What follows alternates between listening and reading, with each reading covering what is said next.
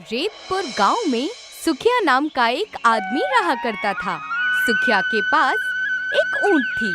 सुखिया गांव में घूमने आए मुसाफिरों को अपने ऊंट की सवारी कराया करता था। एक दिन सुखिया अपने 20 साल के बेटे मोहन से कहता है, मोहन, तुम दिन भर घर बैठे रहते हो, क्यों ना मेरे साथ चलकर मेरे काम में हाथ बटाया करो। अब्बू, किसी जमाने में हमारे घर में हमारे पास 20 ऊंट हुआ करते थे। आज सिर्फ एक ऊंट रह गया है, उससे हमारी आमदनी ही कितनी हो पाती है। बात तो तुम ठीक कह रहे हो मोहन, लेकिन हम कर क्या कर सकते। अब्बू, कल को हमें पूजा का निकाह करना है। आप क्यों नहीं समझ रहे हैं कि इस आमदनी में उसकी निकाह नहीं हो सकती। लेकिन हम करें क्या मोहन। अब्बू, कस्बे के दबंग बलराम ने बेईमानी से हमारे सारे ऊंट छीन लिए।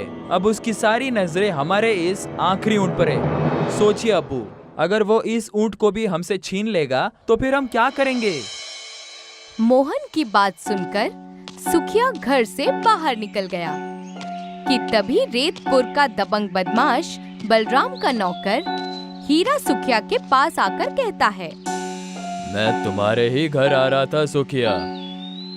क्या हुआ भाई, क्या मुझसे कोई गलती हुई है। गलती तो तुम्हारे अब्बू से हुई थी सुखिया, जिसने हमारे मालिक बलराम से अच्छा खासा कर्ज लिया था, जिसका ब्याज तुम आज तक चुका रहे हो। बलराम सेठ ने तुम्हें याद किया है।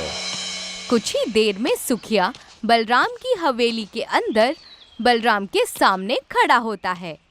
सुखिया, इस महीने के ब्याज के रुपए मुझ तक नहीं पहुँचे।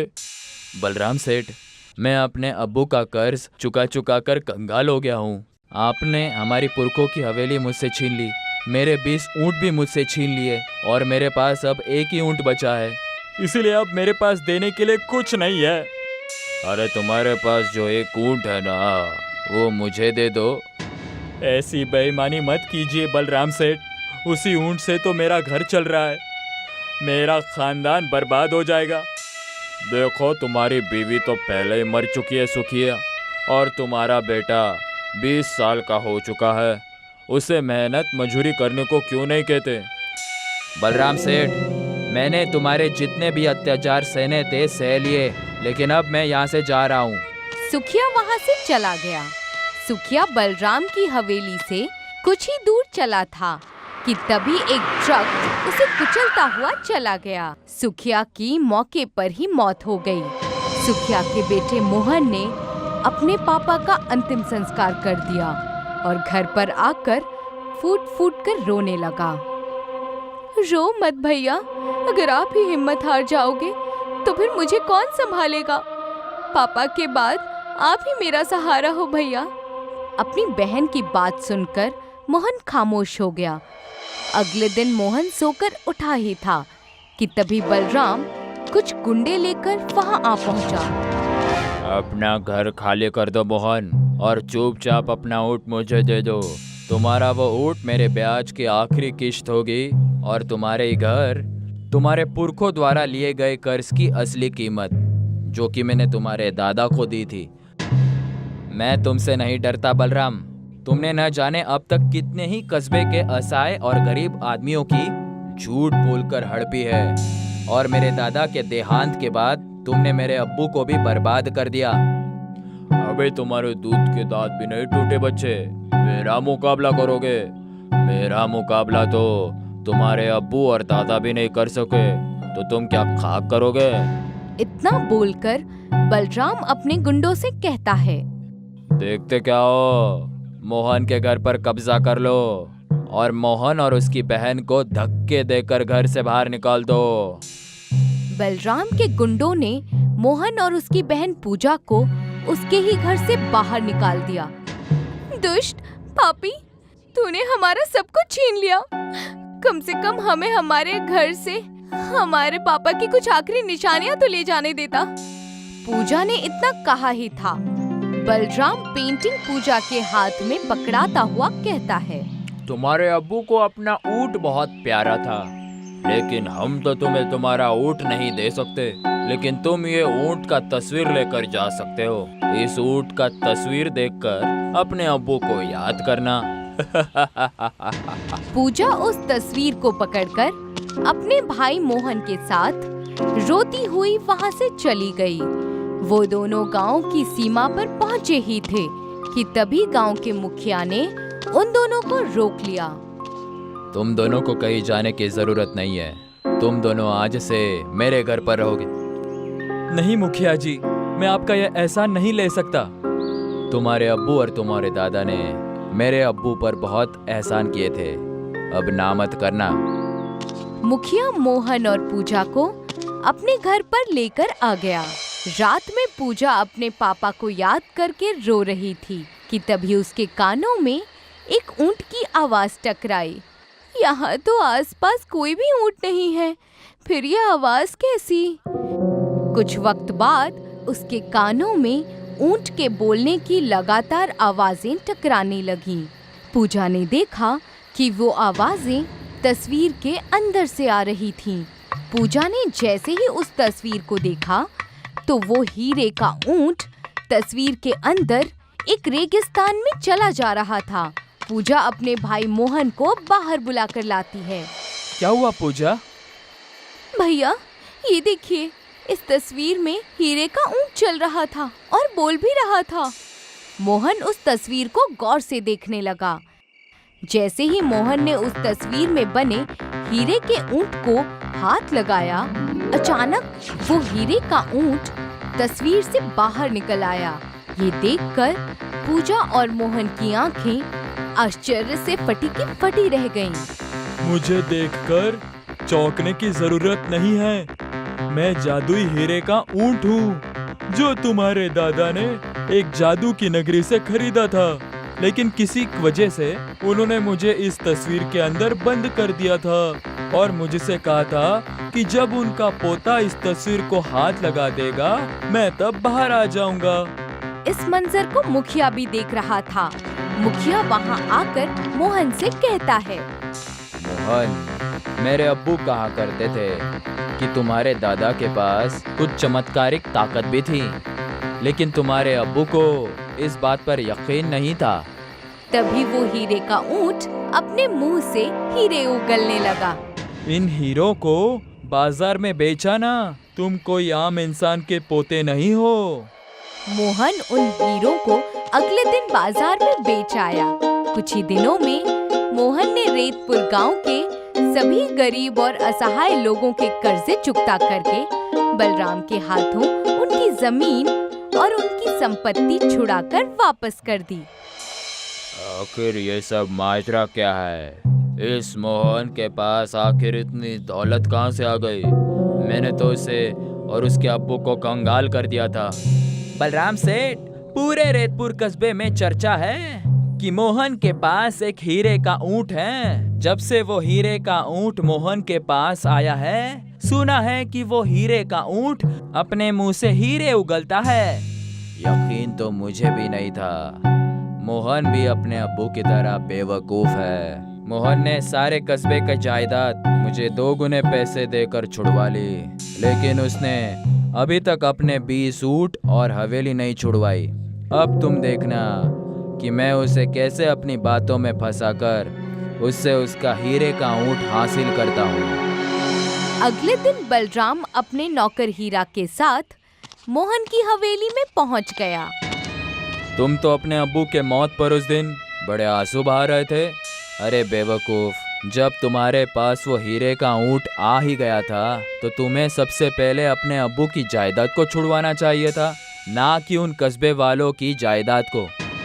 मैं इसी बारे में आपके साथ बात करने वाला था सेठ।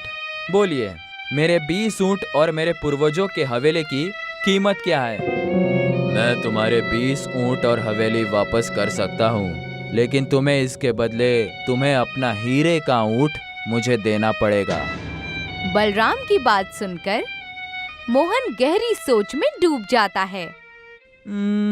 ठीक है, मैं तुम्हें अपने हीरे का ऊंट देने के लिए तैयार हूँ, लेकिन मेरी एक शर्त है। कैसी शर्त? तुम्हें मेरी सारी जायदाद के साथ साथ अपनी भी सारी जायदाद मेरे नाम करनी होगी। मुझे मंजूर है। अगले दिन बलराम ने मोहन के पूर्वजों की हवेली मोहन के नाम कर दी और उसके सारे ऊंट भी उसे वापस कर दिए और साथ ही साथ अपनी सारी संपत्ति भी मोहन के नाम कर दी। ये लो बलराम सेठ, मेरी हीरे का ऊंट आज से तुम्हारा हो गया। बलराम अपने साथी हीरा के साथ उसके ऊंट को मोहन की हवेली से लेकर चला आया। देखा तुमने हीरा, मोहन भी अपने अब्बू की तरह मूर्ख निकला। अब तुम देखना कि मैं कैसे हीरे के ऊंट से हीरे निकलवा कर मोहन से भी ज्यादा रईस बन जाऊंगा। इतना कहकर बलराम उस ऊंट से कहता है, आज से मैं तुम्हारा मालिक हूँ, अब जल्दी से अपने मुंह से हीरे उगलो। मगर बलराम की बात सुनकर ऊंट हीरे की बजाय मिट्टी उगलने लगा। ये देखकर बलराम गुस्से से कहता है, अरे मैंने तुमसे हीरे उगलने को कहा था, तुम तो मिट्टी को उगलने लगे। जल्दी से हीरे उगलो। बलराम के बार बार कहने पर भी जादुई हीरे का ऊंट मिट्टी ही उगल रहा था। तुम मुझे बेवकूफ समझ रहे हो, जादुई हीरे के ऊंट? अगर तू हीरे नहीं उगलेगा तो क्या हुआ? तेरे जिस्म पर लगे हुए हीरे उखाड़ कर मैं अपने नुकसान की भरपाई करूंगा। जैसे ही बलराम ने हीरे के ऊंट पर लगे हुए हीरों को हाथ लगाया, हीरे का ऊंट गायब हो गया। हीरे के ऊंट को गायब होते देख बलराम घबराते हुए हीरा से कहता है, ये तो गायब हो गया। बलराम सेठ, मुझे लगता है कि मोहन ने आपको बेवकूफ बनाया। तभी बलराम और हीरा के कानों में मोहन की आवाज आती है, अब ये बलराम सेठ नहीं बल्कि भिखारी हो गए हैं। ये सब क्या है मोहन? वो हीरे का ऊंट कहाँ गया? उस हीरे के ऊंट को जहाँ जाना था वो चला गया। इतना कहकर मोहन वही तस्वीर बलराम को दिखाने लगा। उस तस्वीर में वही हीरे के ऊंट का चित्र बना हुआ था। जिस जादुई हीरे के ऊंट को तुम अपनी सारी जायदाद देकर मुझसे ले गए थे, वो जादुई हीरे का ऊंट मेरे दादाजी ने जादुई नगरी से खरीदा था। जब वो ऊंट इस तस्वीर से बाहर आया था, तब उसने मुझे ये बताया था कि मेरे दादा ने आपसे कुछ कर्ज नहीं लिया था। तुमने मेरे अब्बू से झूठ बोला था और इसी जादुई हीरे के ऊंट ने तुम्हें बर्बाद करने के लिए मुझे तरकीब बताई थी। और एक मजे की बात मैं बताऊं कि ये जादुई हीरे का ऊंट सिर्फ मेरे हाथ लगाने से ही बाहर आ सकता है, क्योंकि ये मेरा हीरे का ऊंट है, तुम्हारा नहीं। अब तुम पूरी जिंदगी गरीबी में काटोगे, तुम्हें पता चल जाएगा कि गरीब की जिंदगी कैसी होती है। इतना कहकर मोहन वहाँ से चला गया। बलराम और हीरा दोनों कंगाल हो चुके थे। सिम्बापुर शहर में आर्यन अपनी बीवी जिया के साथ अपने भैया भाभी के साथ रहता था। आर्यन की भाभी प्रीति काफी नकचड़ी थी। वो बिल्कुल नहीं चाहती थी कि आर्यन और जिया उसके साथ उसके घर में रहें। इसीलिए वो हमेशा अपने पति संदीप से इसकी शिकायत किया करती थी। कितनी बार कहा है आपको, मुझे आपके भाई और उसकी बीवी के साथ रहना नहीं पसंद है और मैं बिल्कुल नहीं चाहती कि उन्हें पिताजी के छोड़े हुए जमीन जायदाद में हिस्सा मिले। मैं खुद ही यही चाहता हूँ भाग्यवान, इसीलिए आज मैं कोर्ट में जाकर आया हूँ और एक वकील को घूस खिलाकर एक फर्जी वसीयत के कागज तैयार कर दिए हैं, जिसमें साफ साफ लिखा है कि अब्बू जाने से पहले सारी चीजें मेरे नाम कर गए थे। अब बस कल सुबह की देर है। वाह पतिदेव, क्या तरकीब लगाई है आपने। आर्यन और जिया बर्ताव के बहुत अच्छे थे। घर का सारा काम जिया अकेले किया करती थी और आर्यन अपने पापा की बिरयानी की दुकान में काम किया करता था। अगले दिन का सूरज उगता है। संदीप और प्रीति आर्यन और उसकी बीवी दोनों को घर से निकाल देते हैं। भैया, ये आप नहीं कर सकते। दीदी, हमसे क्या भूल हो गई? आप हमें घर से निकाल देंगी तो हम कहाँ जाएंगे? कहीं पर भी जाओ, बस मेरे घर पर वापस मत आना।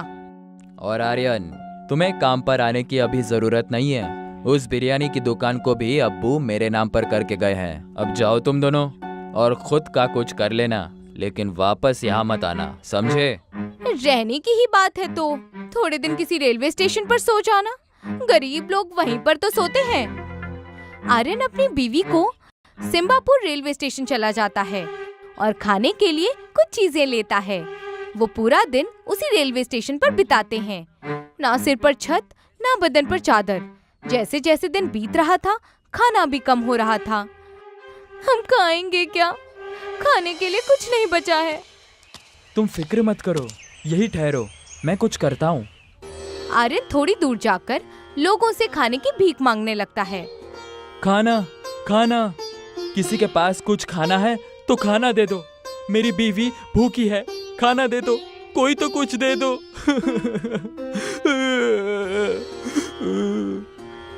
आर्यन अपनी हालत पर फूट फूट कर रोने लगता है। तभी वहाँ पर एक छोटी लड़की आर्यन के पास आकर कहती है, आप रो क्यों रहे हो? मैं आपको खाना देती हूँ। आज मैं अपना टिफिन लाना भूल गई और मम्मी ने मुझे आज बिरयानी और मेरे दोस्तों के लिए मोमोज पैक करके दिए हैं। आप रोइए मत, मैं आपको अपना टिफिन देती हूँ। बेटी, तुम्हारा बहुत बहुत शुक्रिया। ऊपर वाला हमेशा तुम्हारे साथ रहे। ऊपर वाले से मेरी ये दुआ है। तभी रास्ते में एक बुजुर्ग औरत कमजोरी की हालत में लोगों से खाना मांग रही थी। कोई खाना दे दो, नहीं तो मैं जिंदा नहीं बचूंगी। आर्यन उसे देखकर रुक जाता है और बुजुर्ग औरत से कहता है, जी अम्मी जी, मैं थोड़ा सा खाना आपको देता हूँ। मैं अपने हिस्से का खाना आपको दे देता हूँ। मुझे बस इतना खाना चाहिए था जिससे मेरी बेगम का पेट भर जाए। तुम नेक इंसान हो, तलाशा हर जगह तुम्हें, उसी तरह से जैसे कोई समुद्र में मोती ढूंढता हो। हर बार पत्थर हाथ में आते हैं, मगर आज इस समंदर में मुझे मोती मिल गया। वो बुजुर्ग औरत अचानक से परी में तब्दील हो जाती है। जिस बच्ची ने तुम्हें आज टिफिन दिया था वो मैं ही थी बेटा। भूखमरी की भी हालत में तुमने मुझे खाना दिया। अब से तुम कभी भूखे नहीं सोओगे। धीरे धीरे सब जो तुमने खोया है उसका दुगना तुम्हारे पास आ जाएगा। मेहनत करो और खूब तरक्की करो आर्यन। परी जादू से वहाँ स्टेशन पर एक दुकान खड़ी कर देती है जिस पर मोमोज बिरयानी लिखा होता है। कल से तुम यही बेचोगे, इस दुकान पर तुम काम करोगे। जो कोई तुम्हारे हाथ की बिरयानी खाएगा वो उसका दीवाना हो जाएगा। ये कहकर परी वहाँ से चली जाती है। आर्यन जिया को जाकर खाना देता है और उसे सारी बात बताता है। अच्छे लोगों के साथ बुरा होता है, सबने कहा और सुना है, मगर आज जो हमारे साथ हुआ है वो प्रमाण है कि ये बात गलत है। अगले दिन आर्यन और जिया दोनों दुकान में जाते हैं जहाँ पर पहले से ही मोमोज बिरयानी बनाने की चीजें वहाँ पर 2 पेटियों में रखी हुई थी और साथ ही वहाँ पर एक पर्ची भी थी जिसमें मोमोज बिरयानी बनाने का तरीका लिखा हुआ था। यहाँ तो पहले से ही चीजें रखी हुई है। हम इस बिरयानी को सबके लिए बेचेंगे। इसे गरीब भी खरीद सकता है और रईस भी। इस बिरयानी को हम 5 रुपयों में बेचेंगे। सही कहा आपने। आर्यन और जिया मोमोज बिरयानी बना लेते हैं और उस मोमोज बिरयानी को रेलवे स्टेशन पर 5 रुपए में बेचना शुरू कर देते हैं। कुछ वक्त बाद वहाँ कई सारे लोग उनकी बनाई हुई मोमोज बिरयानी खाने चले आते हैं। बेटा, शुक्रिया, तुमने हम गरीबों को अपने ध्यान में रखकर ये अनोखी मोमोज बिरयानी 5 रुपयों में बेचना शुरू कर दी। हमने भी दिन सहे हैं, हमें पता है कि कैसा लगता है। आप बेफिक्र रहिए और ये बताइए कि आपको और बिरयानी चाहिए क्या, क्योंकि उसके लिए और पैसे देने की जरूरत नहीं है। धीरे धीरे आर्यन और जिया की मोमोज बिरयानी पूरे शहर में मशहूर हो गई। सब लोग उसकी दुकान पर 5 रुपए की मोमोज बिरयानी खाने आने लगे। कई शहरों के रईस लोग भी 5 रुपए वाली मोमोज बिरयानी खाने आते और उसे कई सारे पैसे देकर जाते। ये खबर हवा की तरह संदीप और प्रीति तक भी पहुंच जाती है। ये मैं क्या सुन रही हूँ पतिदेव? आर्यन और जिया फिर से रईस बनते जा रहे हैं। उन्हें कई सारे शहर के धनवान लोग उस बिरयानी को खाकर ज्यादा पैसे भी दे रहे हैं उन्हें। जानता हूँ, मुझे भी समझ में नहीं आ रहा है। सब तो हमने उससे छीन लिया था, तब उसके पास ये दुकान खोलने के पैसे कैसे आ गए? और इतने पैसे कैसे आ गए कि वो बिरयानी को 5 रुपयों में बेच रहा है? हम दोनों को जाकर देखना पड़ेगा भाग्यवान। मगर वो हमसे बात भी करेगा क्या? वो सब मुझ पर छोड़ दो।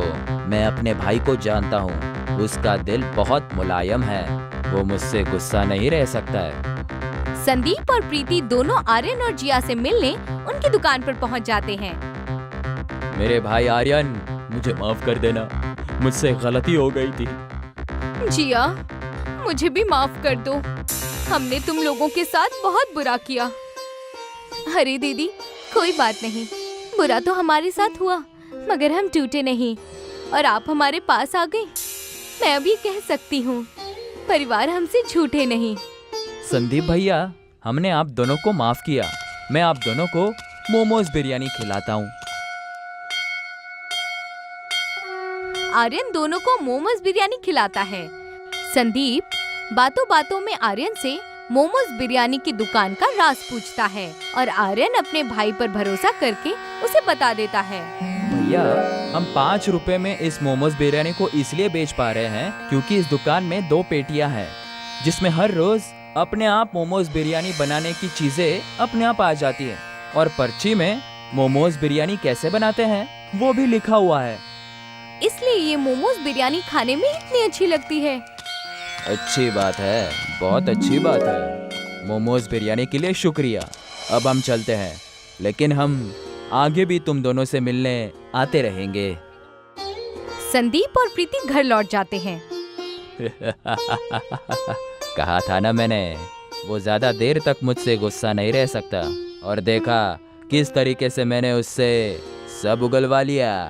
वो 2 पेटियां और वो पर्ची, हमें बस वही चाहिए, फिर हम भी मोमोज बिरयानी बेचेंगे और वो भी ज्यादा पैसे में। सोचो सोचो पतिदेव, कितने पैसे होंगे हमारे पास। कुछ योजना बनाओ। मैंने रास्ता सोच रखा है भाग्यवान, बस तुम मेरे साथ चलना। अगले दिन रात को आर्यन और जिया अपनी दुकान को बंद करके चले जाते हैं और संदीप और प्रीति रेलवे स्टेशन में प्रवेश करते हैं।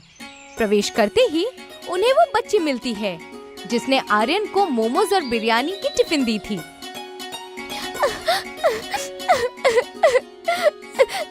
मैं रास्ता खो चुकी हूँ, अंकल जी मेरी मदद कीजिए, मुझे घर छोड़ दीजिए। ए लड़की, यहाँ से भाग, जा यहाँ से, किसी और से मदद मांग। अरे, एक बच्ची यहाँ कैसे आ गई? समझ नहीं आता क्या? निकल यहाँ से। वो बच्ची रोते रोते वहाँ से चली जाती है। संदीप और प्रीति आर्यन की मोमोज बिरयानी की दुकान पर पहुँचते हैं। देखो, यही है वो पेटियां जिसमें हर दिन उस अनोखी मोमोज बिरयानी बनाने की चीजें अपने आप आ जाती हैं। और वो रही पर्ची जिसमें उस मोमोज बिरयानी बनाने को तरीका लिखा है।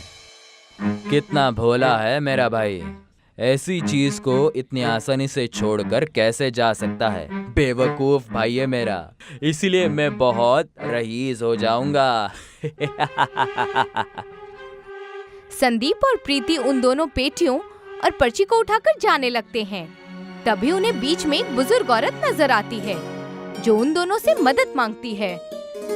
कोई मेरी मदद करो, कोई मुझे कुछ खाने के लिए दे दो, बड़ी भूख लग रही है। बेटा, पेटी में से कुछ खाने के लिए दे दो। नहीं नहीं, हमारे पास आपको देने के लिए कुछ नहीं है। जैसे ही वो ये शब्द कहता है, वो बुजुर्ग औरत परी में तब्दील हो जाती है और वो उन दोनों से कहती है, मैंने 2 बार रोकने की कोशिश की तुम दोनों को अपने कहर से बचाने की, मगर लालच को मैंने तुम्हारे अंदर वास करते देखा। नहीं मिलेगी माफी तुम दोनों को इस गुनाह की। रईस होना था तुम दोनों को, अब सब छीन लिया जाएगा तुमसे। कूदता तुम्हारा मन पैसा देखकर, अब कूदते रहना जिंदगी भर एक मेंढक की तरह। संदीप और प्रीति मेंढक में तब्दील हो जाते हैं। अगली सुबह होती है, आर्यन अपनी दुकान खोलता है और उसे वो दोनों पेटियां अपनी जगह पर ही मिलती हैं, जैसे पिछली रात को कुछ हुआ ही ना हो। शहर में आर्यन आगे और कई सारी जगहों पर अपनी 5 रुपए की मोमोज बिरयानी की दुकान खोल लेता है और अपनी जिंदगी आराम से जीता है।